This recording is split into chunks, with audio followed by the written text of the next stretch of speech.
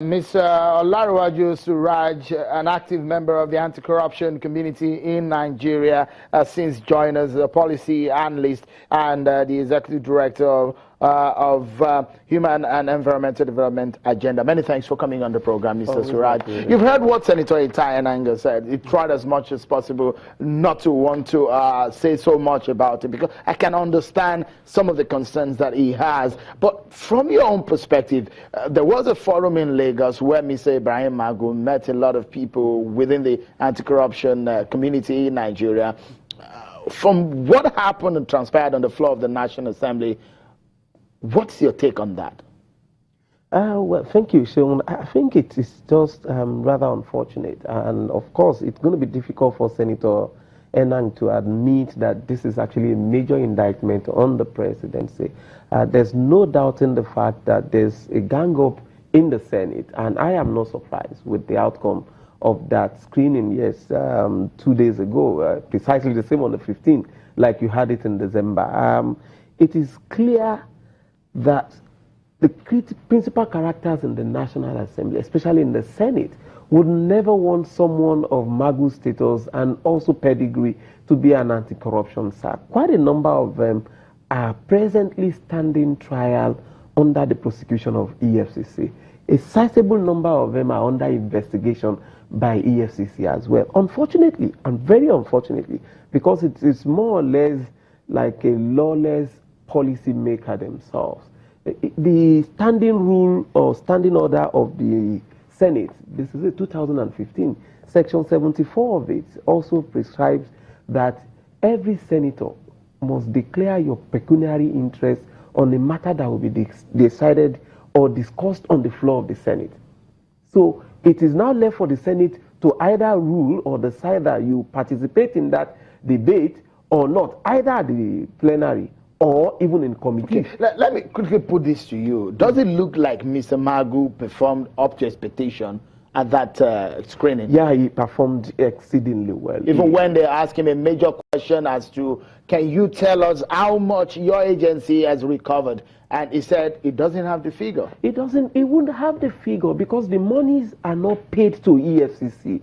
The monies are paid to a consolidated account, not the EFCC account. This is somewhat like an examination, and he's going for that kind of engagement. Let me give you an example. Does it mean that he was not prepared? No. Well, even if he gives a statement today, as at the time that he was at the, except he would say, as at so period, as at so time, this is what we had in the body, in the consolidated account. But it's a live account.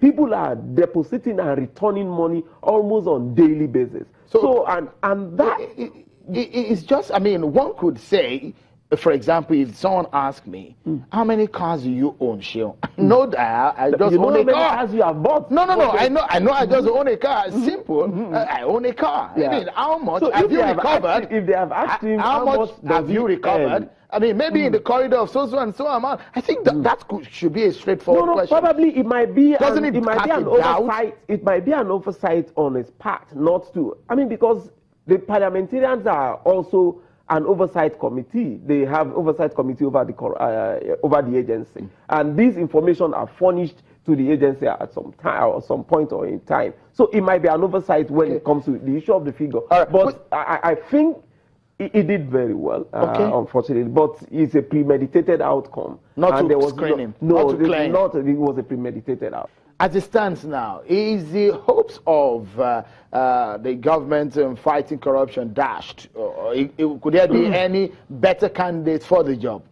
No, it's actually a test of the commitment and sincerity of the government actually to fight corruption. Beyond the issue of Magu, is also the fact that this is a choice of the president, who had anti-corruption as one of the cardinal points of his manifesto and agenda. And he has said, this is the man that I think is going to do the job.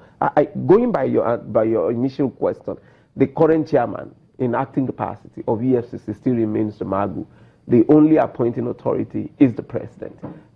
Senate is a confirmation. How long can he act? There's no limit to how long he can act. So the president can appoint him as the acting. Exactly, in that acting capacity. Wouldn't there be a constitutional crisis on this matter? Absolutely no constitutional crisis concerning it. The president is the appointing authority under the Constitution. Some people are. The Interpretative Act also allows him to appoint somebody in acting capacity. So when you read it with the Constitution, so there's no constitutional crisis. Some people believe that this man is the best man for the job. I also believe he's actually. Could that be true? We cannot get any other person better than him. We have not tested others. So this is the one that we've tested. We've seen what it can do. We've had experiences in the past. We have other anti-corruption agencies headed by several other people that are not performing as EFCC is doing. How do you change a winning team? What do you see this man doing, the president? What do you see him doing? His reaction, perhaps on Monday, Tuesday, going forward? Yeah, what I see is that the president needs to reconfigure the whole of the presidency. The Attorney General issued a report clearing Magu of all the allegations. Mind you, that was a committee set up by the person instructed by the president to investigate the allegations. Came back and said this man is innocent of all these allegations. But the DSS came back and said, no, I stand by that. Okay. So there must be rule and there must be order. Many thanks, Mr. Olaraju Suraj. Many thanks for your thoughts there. That's our show for tonight. Many thanks for being part of it. On behalf of the team, I'm Sean Okimale. Bye for now.